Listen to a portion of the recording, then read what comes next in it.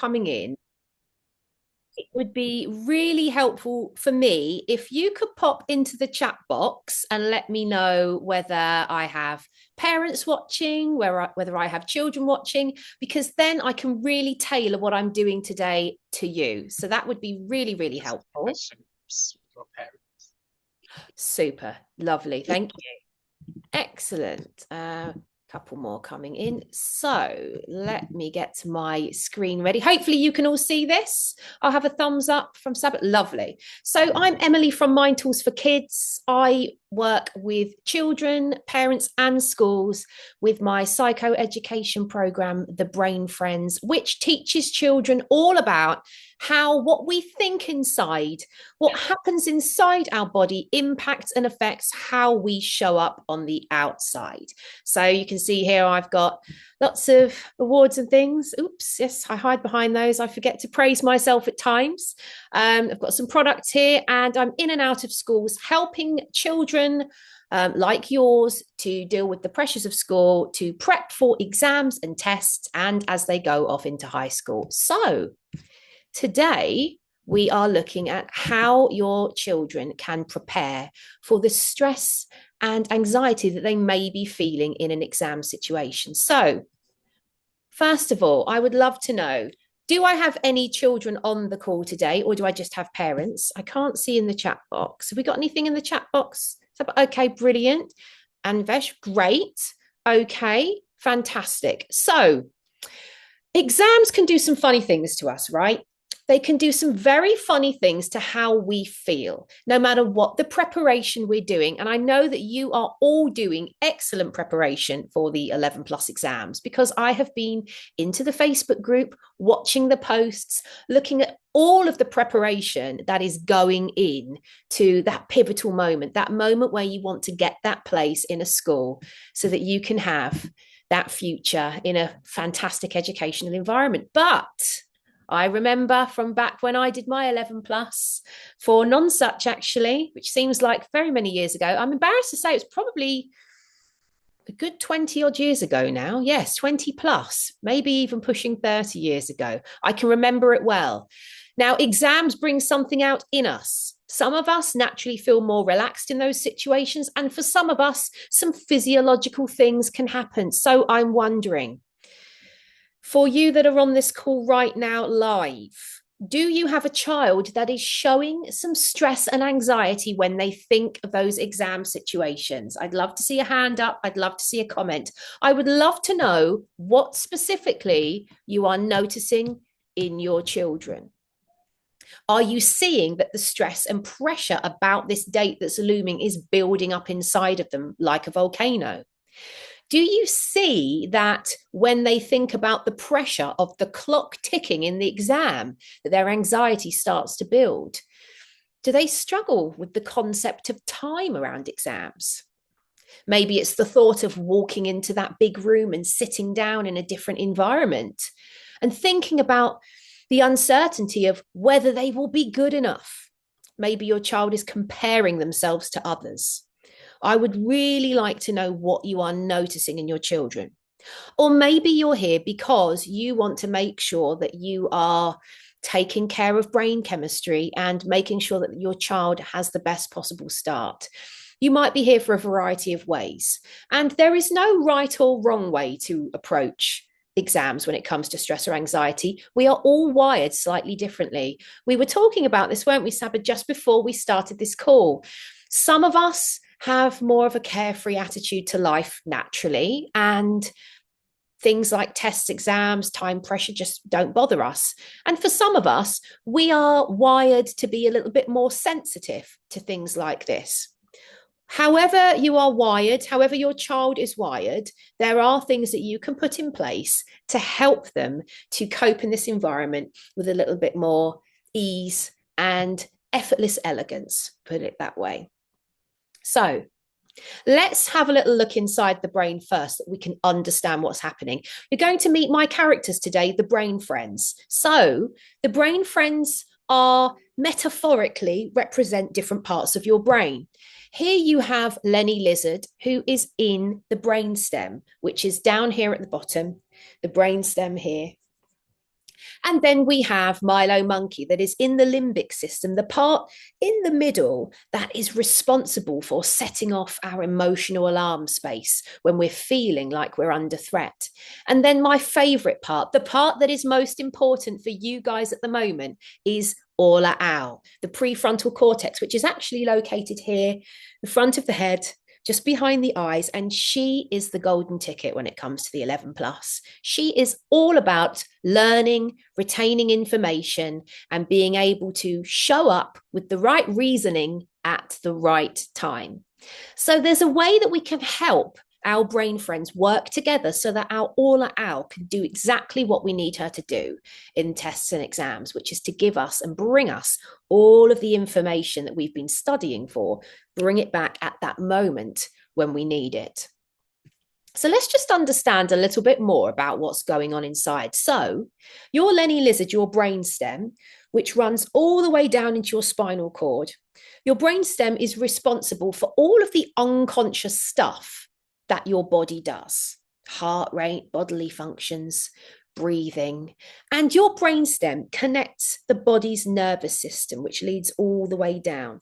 Now, our nervous system is responsible for how we show up physically when we are feeling in a stressful situation. So this is a very, very important part. And when we are looking at our brain friends, we always start with our Lenny lizard first. We start with the body. And here is Milo Monkey. Now, Milo Monkey is up in the slightly higher up above the brainstem, the limbic region, and Milo is responsible for our feelings and emotions. Sometimes the feelings and emotions that we feel are helpful to the situation we're in, and sometimes they're not. So when we're feeling in a heightened emotional state, our Milo Monkey fires off an alarm system called the amygdala. And that then gets our Milo Monkey to move our body to keep us safe. Our memories are also processed here. So this emotional part is very, very important to us when we are preparing for our 11 plus. And the thing with our Milo and our Lenny, these two parts of the brain, is they work very, very closely together. And then here we have our Orla Owl, the prefrontal cortex. This part is still growing way into our child's 20s. So sometimes when our children make decisions and we think, where did that come from? This is natural and normal. This is our prefrontal cortex growing. This is the part that we really care about for our exams: the thinking, learning, problem solving, expressing ideas. This is part of our brain that is ripe for learning, that will give us the information when we want it, when we are in that test and exam situation. So we know our Lenny pumps blood, keeps our heartbeat going, gets us away from danger, helps us with breathing and digestion, and sending messages around the body, our nervous system. Our Lenny is responsible for that. Now, when he is dysregulated and he's not working well, you will see that this has an impact on other areas of our brain. So it's so important that we look after our brainstem and we look after our Lenny lizard. He does some very, very important things. And you will start to notice as I work through today, through this webinar, just how important he is to keeping the rest of us balanced. Our Milo Monkey is managing our feelings and emotions, and he's looking out for that danger or threat. And he's constantly communicating information down our brainstem into our nervous system. And when he presses that alarm, he can tip our body into fight, flight, or freeze. Now, when that happens, our body loses the ability to engage our prefrontal cortex because it's trying to keep us safe. So our Milo and Lenny are so, so important. Because our Orla is responsible for conscious thinking, executive functioning, all of these big juicy words that are the things that we really, really need to work when we're prepping for our 11 plus. Who has ever been in a situation where you've studied loads, you really know a subject. And this might not just be for the 11 plus, this might be something that you're really interested in, or an instrument, or even remembering some facts and information. But because your body wasn't feeling really well, and because you were in an emotional space that maybe wasn't helpful, it's almost like that thinking part of your brain just isn't working. Who's experienced that? Aha. Anvesh has experienced that. This is the thing. Our brain friends work together no matter what. They either work together well so that each part can do their job, or they are working against each other and they stop each other from doing what we need to do. And the truth is, if our body is under stress, if we're under threat and our emotions aren't where we need them to be, then that thinking part, it just switches off. I always imagine it like we have a tree and we have our Lenny lizard at the bottom of the tree, running around in the grasses, checking if there's any predators. Our Milo monkey is relaxing in his tree house, sitting with his feelings. And then our Orla is on top of the tree. And if she sees Milo beating his chest and our Lenny running around, she flies away. It's too scary for her. That part of the brain just switches off. I've had it myself. I had it yesterday. I was feeling stressed. I was late for something. I had a headache. I was feeling upset, and I could not remember what I needed to take out with me. I couldn't find my car keys. I didn't know what I was doing because that thinking part of my brain completely switched off. I had it all the time. When I was in school and college, I used to forget everything in a test. Yeah. So the thing is, our brain is designed to help us mobilize to deal with danger. And the brain doesn't actually know what's real or imagined. So all our switches off to keep us safe. Now, that's not helpful to us when we're in an exam. Absolutely not helpful to us at all. But the brain is a funny thing. It doesn't know what's real or imagined. So I spoke to you about this fight, flight, freeze, this stress, the body switching off. Well, another word for this is dysregulation. You may have heard this. When someone's dysregulated, they're just not feeling in the right space for the situation they're in. And the body and the mind, they're doing a stress response. Now, way back in the day when we were all running around the wilderness, dealing with predators, threats, this response was designed to keep us safe.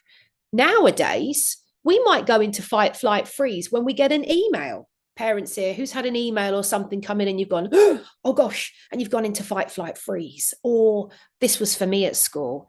If any teacher ever said my name in a certain tone, I would go into a stress response. Emily, honestly, I still do it now. If I hear my name called in a certain way, instantly I feel my body go into a stress response. And for a split second, my thinking, logical mind switches off. And I think, what have I done? I'm in trouble. Oh my gosh, what have I done? It's that quick. And the thing is, this is a normal thing for our body to do. It's designed to keep us safe. It doesn't mean that there's a real threat. For instance, when I got that email last week that I'd forgotten to do something, a lion wasn't going to come and eat me. But for that moment, my brain thought that there was a threat there, and my body went into fight, flight, freeze, even when there wasn't any real danger. My Milo sounded off that alarm, and my Lenny stopped my breathing for a second, made my chest go tight. And I felt frozen to the spot and I couldn't think. Maybe you can identify with that one. So it's easy for that alarm system to go off. The more we understand why that's happening and the order in which it's happening, the great news is we can start to do something different. So before we do, let's have a little bit of a look at what fight, flight, freeze is. Now, parents, you might see some of these behaviors in your children. Kids, you will probably feel some of these. Now, there is one in particular that I think happens more in exam situations, but I'll let you have a little guess at which one that might be. But with fight as a stress response, you might feel like shouting and screaming. You might want to use unkind words, or you might want to stamp around or bash things, or you might notice your child becoming quite hostile or refusing to do things. They might go into fight mode where they just don't want to do it. Maybe you recognize flight, which is where we just want to get away. We want to run away and hide. We want to put those metaphorical covers over our head. We might become really fidgety and preoccupied and not be able to concentrate and find it really hard to pay attention to what's happening. It's almost like we lose the ability to concentrate when we're in flight mode. And in your brain, you'll be thinking, I just want to go away. I just want to get out of here now and go to my safe place. We want to move away from that threat. And the threat might just be that you are in an exam situation or that you are being tested on something. It doesn't have to be that you're running away from a lion or a tiger. And then we have freeze. Now, this one can be quite common in tests and exams. And this is the stress response where your Milo monkey presses that button, that stress button, and your Lenny lizard plays dead, freezes, goes into shutdown. Your mind goes blank. And suddenly you find it really hard to get things done or to even think. Maybe you find yourself going into freeze mode by daydreaming and zoning out. Oh gosh, I don't know what happened there. And you might even feel unable to move or make a decision in that moment. It's almost like we become stuck and we're actually playing dead from the threat. We're thinking, oh, if I just stop for a moment, maybe this will stop, maybe it will go. Who recognizes experiencing any of these? Now, I do. I definitely do that. And I think freeze is what happens to me most of the time when I'm expected to perform.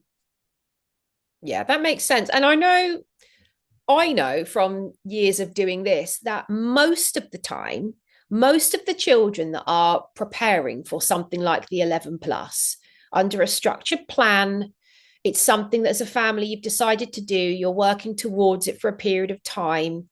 It tends to be that there's not the fight there because there's the agreement that that's what we're going to do. And most families are on board with it. There can be some flight behaviors, but most of the time I see freeze response. And that means that when the children are feeling pressurized, suddenly they forget all of the information that they have been spending a long time preparing for. Now, the truth is that information's still there. It's all there. But because the body is doing that stress response, the prefrontal cortex is disengaged, it's switched off. So it's not allowing the child to access that. So number one, you children that are watching, whether you watch now or when you're watching on playback, I want you to know that just because your body is doing this freeze response, it doesn't mean that all of that information isn't there, because it is. It absolutely is. All of the information you need is in there. It's in all your filing systems in your mind. What's happening is your brain friends are going into a stress response. Your emotional switch has gone. Your Lenny is doing freeze, and it's just making your aula fly away. So what we have to do is we have to really understand what's happening so that we can reverse it. So what can trigger your Lenny into doing fight, flight, freeze? Well, feeling physically unsafe and scared. So if you feel under too much pressure at home, if you feel that you're in trouble, you might go into fight, flight, freeze. These are huge things. I cannot tell you how important it is to be hydrated. Oh, you can see my bottle there. For me, one of my biggest triggers my whole life has been dehydration. The minute I become dehydrated, I get a feeling here, high up in my chest and throat, and then my aula owl completely flies away. I cannot access that information. So dehydration is a huge, huge thing. And remember, our bodies are made of water. So we need to keep that water flowing. We need to stay hydrated so that we can keep our prefrontal cortex doing what it needs to do. If you're feeling tired or hungry, that can put your Lenny lizard into flight, fight, and freeze. And sometimes you might have things from the past, memories of times maybe you've forgotten things might come up.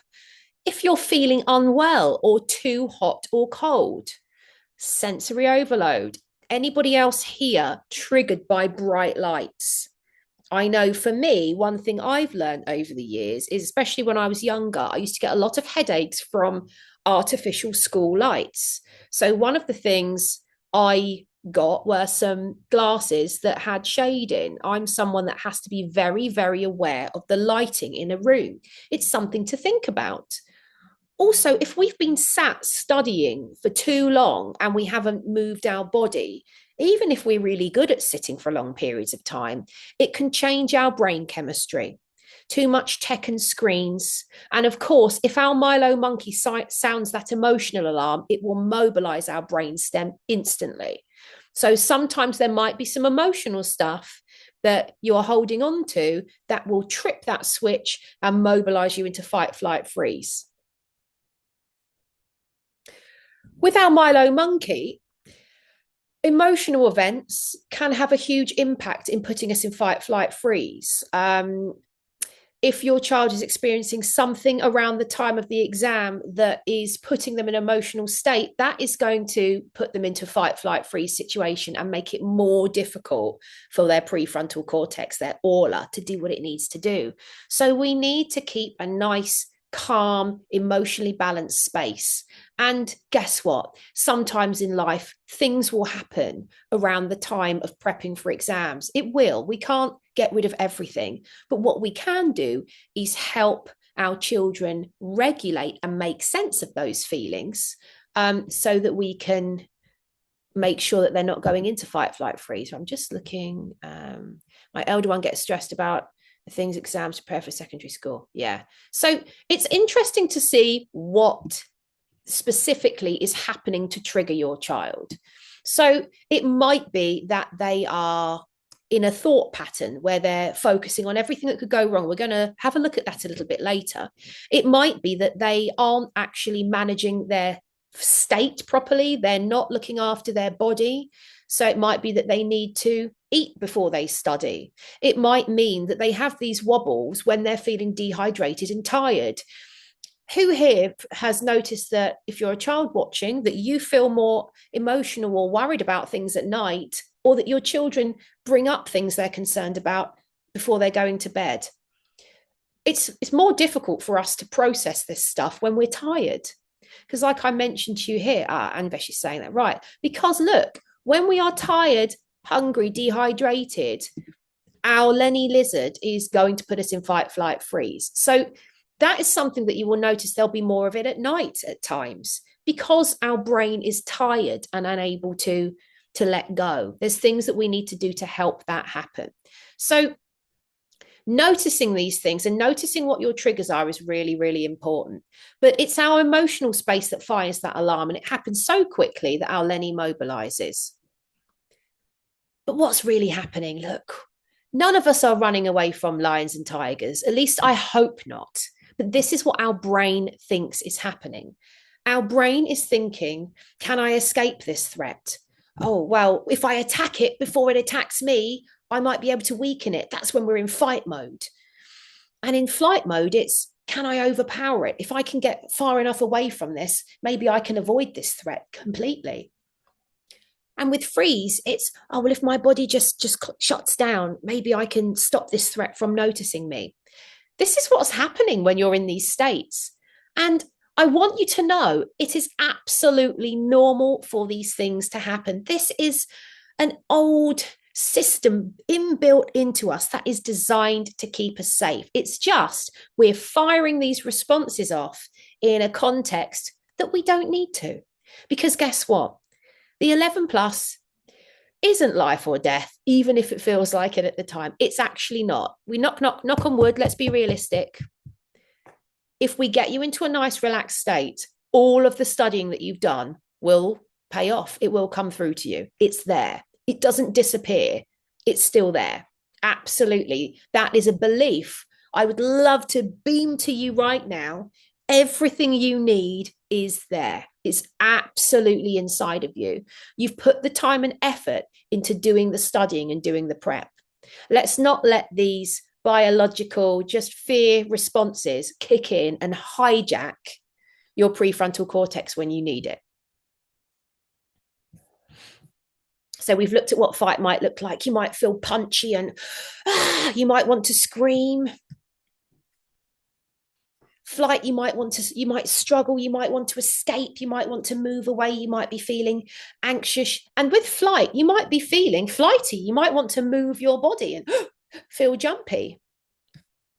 And then freeze is our stuck state where we zone out and we go blank. The point is, your aura is still there. She's just switched off because your Lenny and your Milo are beating their chests. So please, let's now think about what we can do differently. We know what these feelings are like inside. We know they're unhelpful. Our brain chemistry is just that. It's something we can mix up. It's something we can change. I need you to notice what's happening inside of you to lead up to this point so that you can notice those triggers happening inside of you. Notice those tiny little things that are changing inside of you. Because when we start to notice what we're doing, that's when we can interrupt the pattern. That's when we can do it. So I know when I'm getting to the point where I feel heat inside of me and I feel, my head feels fuzzy and I feel my hands are in fists, that's when I need to take a break and I need to get my brain friends back in a good space so that I don't go into this state here, fight and become angry with myself. I know with flight, if I start feeling like, I don't want to be here, I don't want to do that, I know that when I get those feelings inside my tummy, that's my cue to do something different. And when I start to feel that brain fog, that's when I need to look after my brain friends and help me with freeze. So the more you notice how you do these things, the more we can flip it and do something different. Do any of these pictures resonate for you? Maybe you have a mixture of them depending on what you're doing. It's perfectly normal. And as we know, when we're in these states, bless our Orla, she flies away and all the good work that we've done, it disappears for the moment, but it's still there. I promise you. Even if you notice this happening in an exam, there's a way that you can help bring that back round. So let's have a little look now. We know what happens. We know our problem solving and our thinking switches off when our brain friends aren't working well together. We know that. Some of us have even experienced it. So before we just go on to what we can do to help your brain be regulated, let me remind you of how our brain friends work. Imagine them in a tree. Your brainstem is the bottom, as I showed you earlier. It's the part that goes down into the nervous system, all the way into our spinal cord. We always think of our Lenny first at the bottom of the tree. Start from the bottom up. He's there looking after our survival functions. Our Milo is in the middle, where our emotional alarm system is, and he's looking after our feelings. And then here she is, our bestie, Orla, at the top, looking after our thinking, all the juicy stuff that helps us to remember facts, to remember logic and reasoning when we're in a test.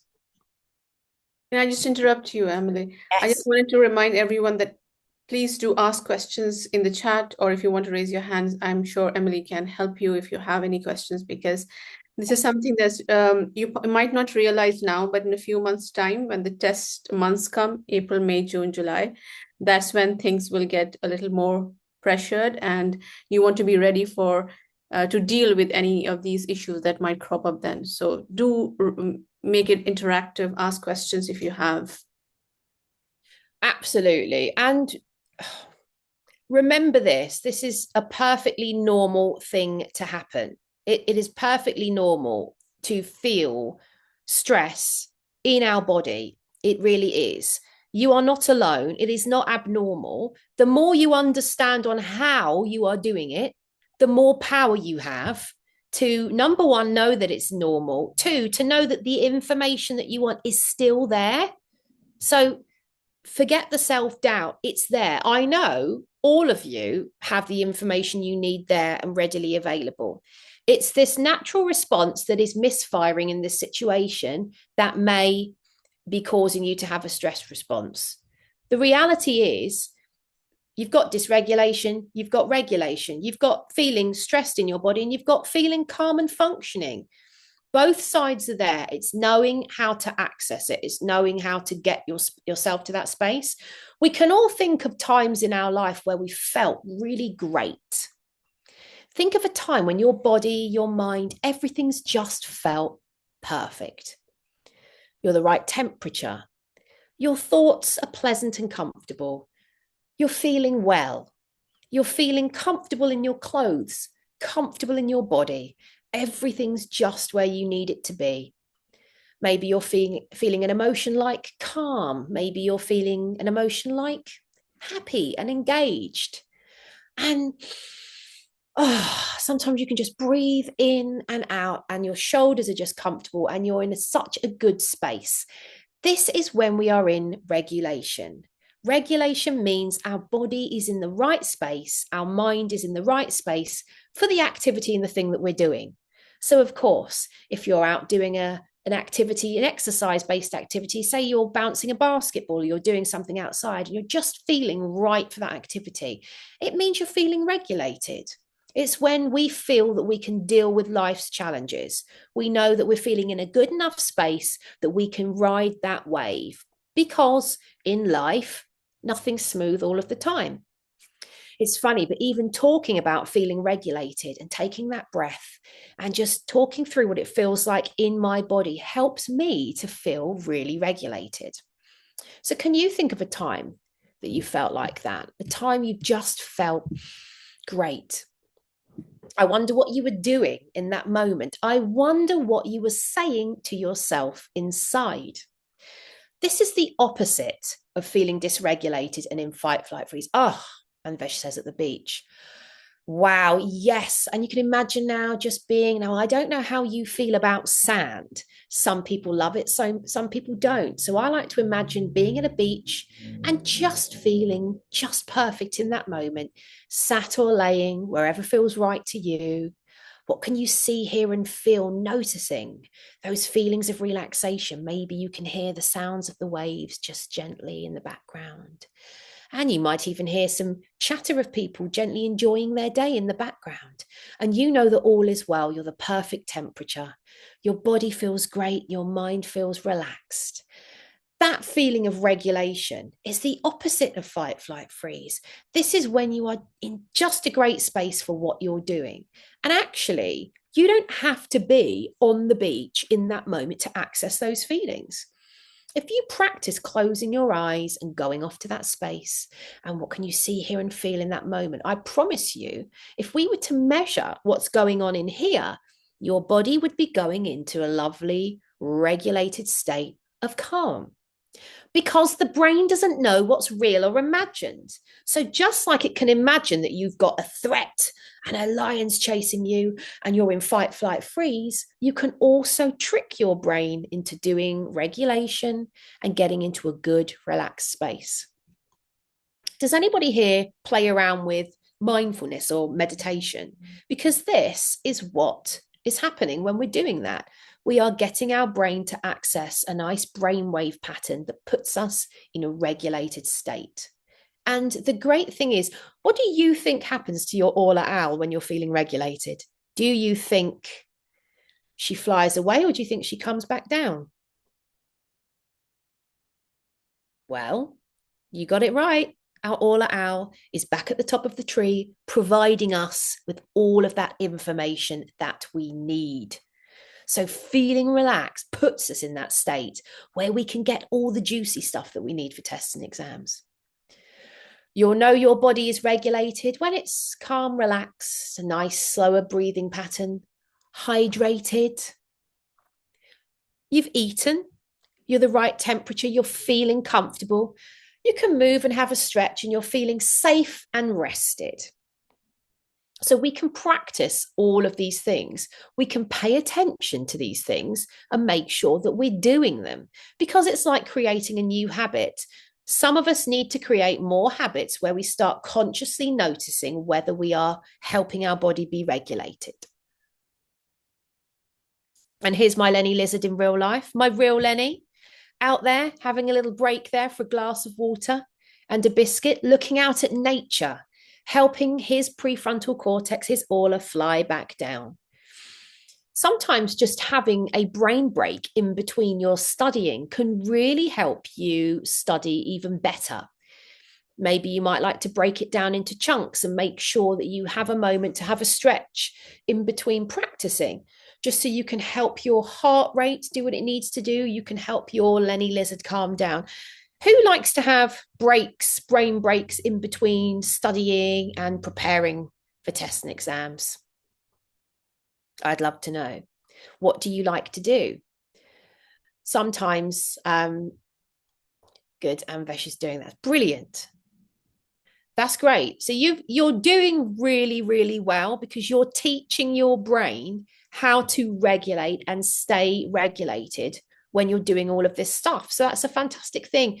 Sleep and rest are so, so important for our bodies. I know when I'm tired and cranky, my all owl flies away. I do not do my best work when I'm feeling tired and cranky. And I can tell you that I woke up this morning with quite a bad headache. And I decided, so that I could spend some time with you guys today, that I would have some healthy food. I would have 2 large bottles of water. I would spend 10 minutes outside and I would do some breathing to help my Lenny lizard get back into as regulated a space as possible so that I could still show up and be with you guys today. Because there are things that we can do to help our body get back into that regulated state. So these are the things you can do. Time in nature is one of my favorites. Sometimes just getting out there in nature for 5 minutes and breathing in, doing some breathing exercises, really, really important. A very quick way that you can change your brain chemistry and force your body into relaxation is to do some breathing exercises. Now, find one that works for you. There are so many breathing exercises that you can find. That's a great way to use YouTube for something good. Find one that you really like. I enjoy my hot chocolate breathing one. Have I got a cup here? I have a cup here.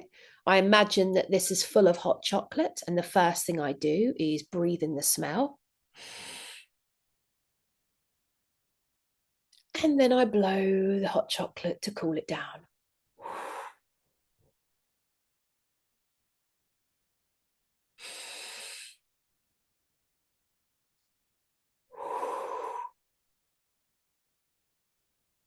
Now, I recommend you replace that with a real hot chocolate. Who doesn't love hot chocolate? Maybe a nice cup of tea.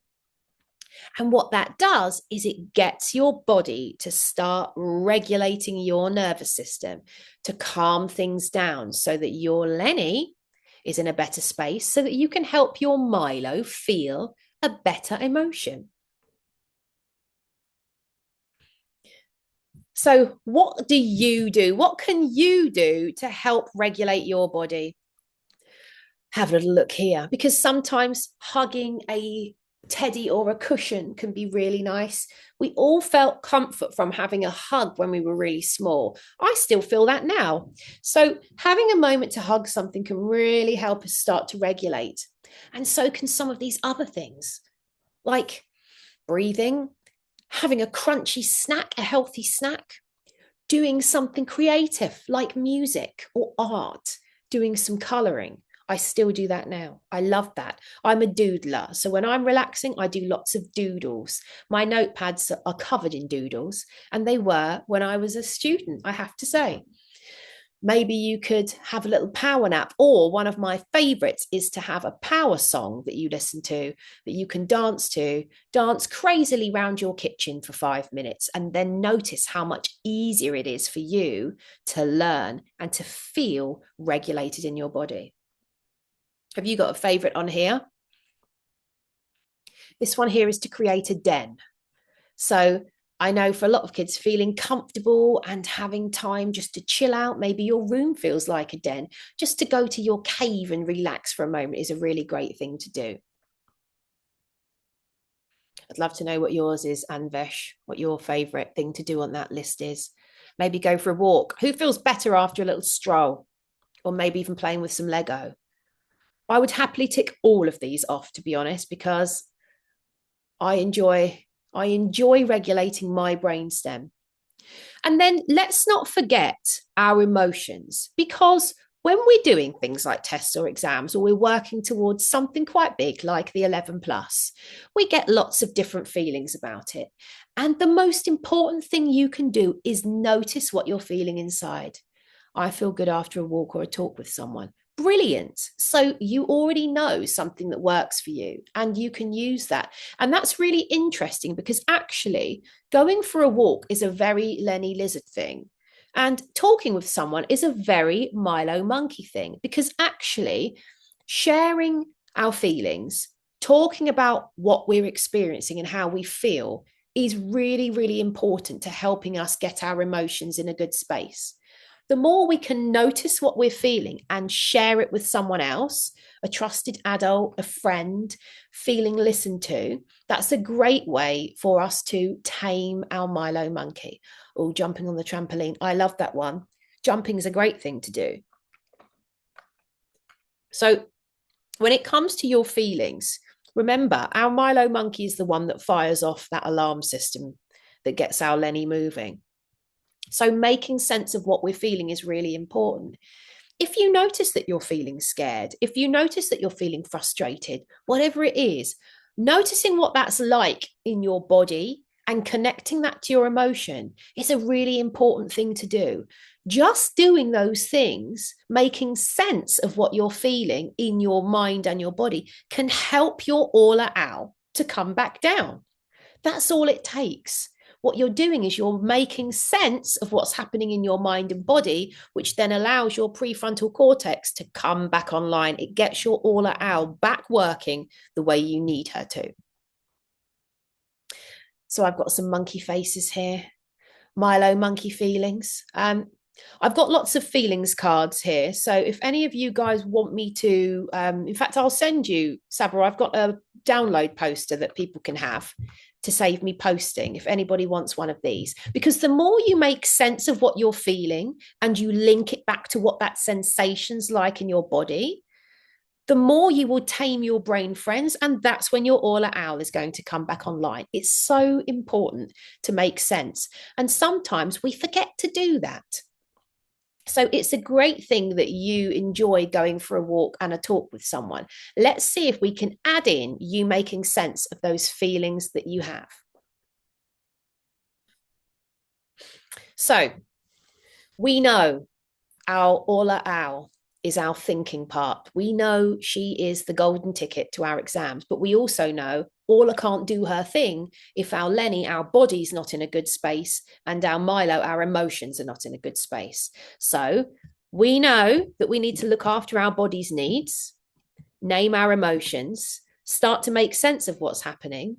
And we need to do these other things. And these are the things I know you're already doing. I know you're already practicing lots of problem solving and thinking strategies. I know you're doing lots of learning and growing because I've watched what goes on in the group. I know how much time you're putting into this. So the great news is you're already doing a lot with your aula owl. It's making sure that the other brain friends are where they need to be so your aula can do her thing. And don't forget to do some of the inspiring, curious, creative stuff that your aula can do too. So it might mean that you make some notes and you use colored pens and you be creative with it, or that you do some learning to music. That's a great way to engage the right and the left side of your brains, the creative and the logical parts, to help that learning really stick. Does anybody here like to listen to music? Is anyone here sensitive to music and sounds and find that sometimes it can help them learn? I would love to know. And remember, you'll know when your aula's working well because you can remember things, number one. You can reflect and reason. You can problem solve and think. You're aware of what you're feeling and you can express yourself. So when your aula is doing what she needs to do, you will be in absolute flow state for your tests and exams. You'll be feeling in the best possible space. There we go. There's a brain friends at their best. So there's something else that I want to check in with you on today. Now, we know that we have to look after our Lenny first, our body. We know we have to make sense of our emotions, our Milo, and then our Orla can do all the magical stuff you've been learning. All of that study then pays off. My daughter loves to listen to music and dance to relax. I love that. What a beautiful balance between the left and the right brain to balance out the studying with music and relaxation through dance. Such a great way. And the benefit of that is it's moving the body, which then continually keeps her back in a cycle of being regulated. That's perfect. And the great thing about music is a lot of the time it's really emotive, so we can process our feelings through music. I'm one of those people that when I hear certain pieces of classical music, I can feel the emotion inside of me from it, and it helps me to let go. So that's a great thing. But what about some of the thoughts that you're having? Because we know you're training your brain. You're training your brain every time you practice for the tests and exams. Every time you do a paper, you practice a certain skill, you practice reasoning, whatever it is you're doing, you're getting that muscle in your brain to flex and practice. But what about adding in some brain chemistry? What about adding in some really helpful thoughts? Because we have two types of thoughts. We have ants and we have pets. We have automatic negative thoughts, ants. What do I mean by that? Ants are the thoughts that suddenly appear that are not helpful to us. Oh, I can't do that. I got that wrong. Oh, I'm going to get this wrong. Oh, I can't do this today. I can't think. I'm not very good at this. Ants. They come in quickly, and a lot of the time, when one comes in comes another, in comes another, in comes another. Ants. They happen so quickly, we sometimes don't even know where they've come from. But we've got these other thoughts, pets, positive, empowering thoughts, thoughts that help us feel great inside, thoughts that help us keep our brain friends working well together. Thoughts that just feel good, like, yeah, I can do this. I'm capable. I'm in a really good space. I'm loved. I'm cared for. I'm a good person. I'm doing really well with this. Pets. Even when I say them, pets just feel light and positive. They feel nice. They change the chemistry in here. They help my aura out. They help me feel good in my body and in my emotions. Ants, not so much. So I'm wondering, when you think of tests and exams, are you feeding your ants or are you feeding your pets? Now, hopefully, you're not feeding too many ants, but it's easily done because it can be a habit and a pattern that happens automatically. And sometimes we then ignore all of the great thoughts we're having and we focus on the one or two unhelpful ones. I wanted to ask you, like, is it true that when you tell yourself something, it impacts how you think and then how you feel? Absolutely. Because when you tell yourself something, let's first of all work out, is it an ant or is it a pet? I said to you earlier, Saba, when I was a child, for some reason, I don't know where I got it from, I said to myself, I trust that all of the information I need is here when I need it. And I would say this every single night before I went to bed. I trust myself. I know that everything I've done, everything I've studied for, every thought that I've practiced, everything that I want to be there will be there for me when I need it. I made that a belief. Would you say that that is an ant or a pet? Is that a very quick negative thought or is it an empowering positive thought? Well, yes, it's a pet.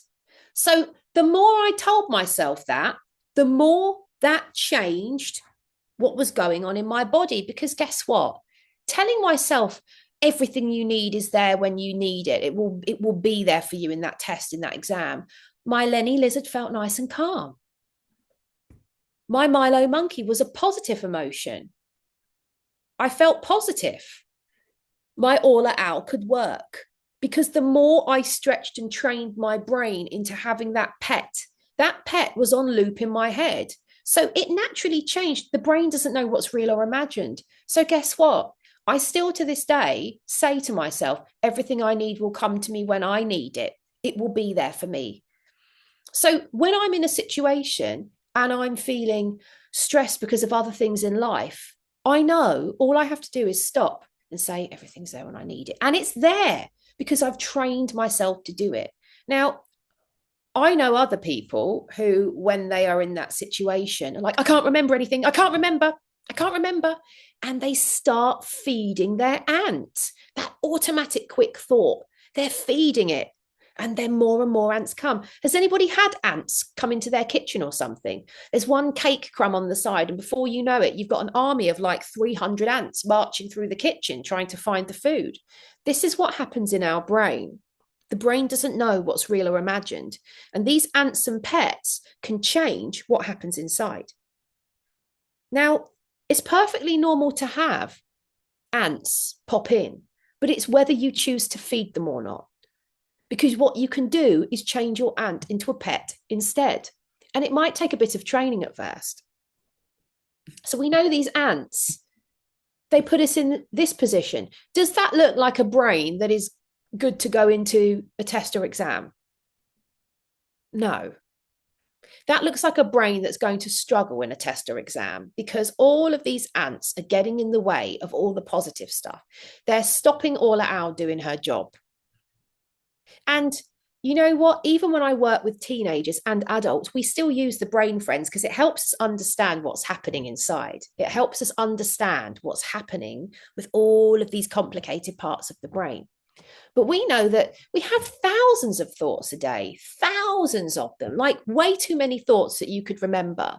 But it's what we choose to focus on. And if you choose to feed those tiny ants, before you know it, you'll have lots of them. Some ants might be that you ignore the good. You might ignore the good work you've done and focus on the question you got wrong when you're preparing for your tests and exams. Who's guilty of that? Who will do really well, but then will ignore something? Who mind reads? Oh, that means I've got it wrong. I know you don't think I'm good enough. You don't think I'm good enough. Fortune telling. I'm going to get that wrong. It's not going to be a good day today. Negative labeling. I'm stupid. I can't do that. Or blowing things up. You get one thing wrong and you go, oh my gosh, I got it wrong. These are all little ants. They're just tiny ants. What would you rather feed, an ant or a pet? A lovely pet. Because look, when you feed your pets your positive, empowering thoughts, you get a happy brain. Your brain loves that, exactly. So your brain loves this. You like the acronyms? Good. And it's true. Remember, it's true. Your ants' automatic negative thoughts, they are fleeting and quick. They're not based on fact. They will come in, and it's whether you feed them or not. So I know occasionally I'll have a day where I think, oh, a thought will pop in and I'll think I need a glass of water and a stretch, and then I'm going to focus on my pets today. I know that information is available to me whenever I need it. That's served me well my whole life. I would love you to practice that one. So some pets can be having a growth mindset, which is, practice makes progress. How powerful is that? Practice makes progress. The more I practice this, the better I'm going to get. That's such a powerful pet to feed, a thought to feed. Being solution focused, this is another one. I genuinely believe that I can fix anything. I know I can fix things. I know I can always make a situation better. I believe that in every fiber of who I am. And that means I show up differently. I show up as someone that can see a solution. I'm always looking for that solution. I don't have time to feed those ants. And every now and again, when an ant creeps in that tries to eat away at that, I say, no, I'm still going to feed that belief. I'm going to feed that pet. That's what I'm going to do. And having some self-care and affirmations. You'll hear people talk about affirmations. Well, what I said to you earlier is an affirmation. When I go to bed at night, I say everything I've learned is there for me when I need it. That's an affirmation. That's a positive thing to say to yourself that will grow. So, what I'd like you to do in the days and weeks ahead is notice if you have an ant come in, if it keeps coming back, rather than feeding it and throwing it scraps of your brain chemistry, stop and think, how can I recycle that unhelpful thought into something more positive? So you might take, oh, I got that wrong, to I'm learning and I'm improving every day. Or I learn from my mistakes and it helps move me forward. Find a way to change that. Flip that ant, make it a pet, and feed your pet. So here's some ways that I make pets in my mind when I'm going into testing exams. I might think of a color that makes me feel positive. So for me, it's green. It's to do with the trees. It's to do with nature. Look, green, I love it. Green to me is fresh and new. And when I think about the color green, I feel really uplifted and positive. So that is something that I like to make and help to feed my pets in my mind. I also like to pick a power song that gives me confidence. So it changes all the time. A new song might come out. I quite like that song. You're a firework, makes me feel powerful. Maybe you can think about a song that helps you feel positive inside, that you can sing the words. I like to also create my own pet, an animal that I would love to look after and care for. So my pet is a cat called Cleo in my mind, and Cleo likes me to feed her positive thoughts. So I've always done that. I actually think Cleo the cat was a cuddly toy that I had when I was a small child, and it's just stuck with me. And then make a clear picture in your mind of whether you're feeding your ant or a pet. Maybe you can visualize a pet in your mind and you can see yourself feeding it like a Tamagotchi. Whatever you need to do to bring that alive.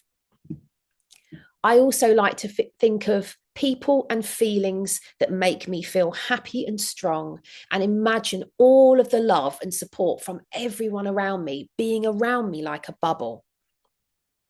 And that way, when those tiny little ant thoughts creep in, they can't get through the bubble, because the love and support and the feelings I have of strength around me are so strong that there's not room to allow that to come in. So I would love you to experiment with this. I would like you to make this part of what you do inside. I would like you to feed your pets and, move your ants on. They'll come in every now and again, but it's the pets that we're going to look after. And look after your brain friends. Really look after them, because they are so important. And remember, you need to look after your Lenny first, then your Milo, and then your Orla Owl can do the job that she's there to do. I hope this has been helpful. I've absolutely loved sharing this with you today. I'm really passionate about it. And I wish you guys every success with all the preparation that you do. I know you're in such safe hands. I really, really do. So best of luck to you. Thank you so much, Emily. I'm sure it was a very informative and enjoyable session. For everyone who is in here and everyone who will be watching, if they want to get in touch with you for the help you provide, how can they do that? Can you let us know, please? You can come to me via my website, mindtoolsforkids.com, or you can email me, emily@mindtoolsforkids.com. Wonderful. Thank you. I will put those, the website and the email in the recording when it's going to be up, maybe probably tomorrow. And it'll be available for everyone, because this is a free session. Because I really wanted everybody to get all these tools so that they can help their children during this stressful process. But it was absolutely wonderful. Thank you so much, Emily. You're welcome. Thank you, everyone, for joining. Thanks, Emily. Thanks, Sabba. This is really helpful for us. Thank you.